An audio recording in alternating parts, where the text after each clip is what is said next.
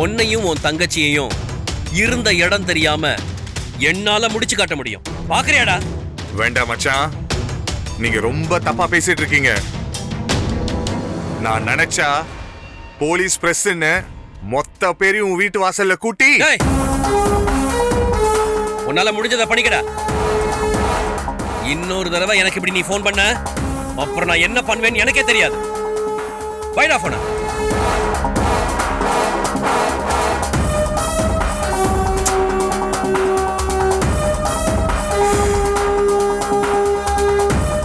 என்னங்க இப்படி பேசுறான்?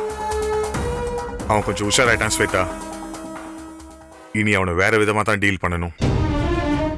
நம்ம என்ன பண்ணுனா அவன் நம்மளை தேடி பதறடிச்சு ஓடி வருவானோ அத பண்ணணும்.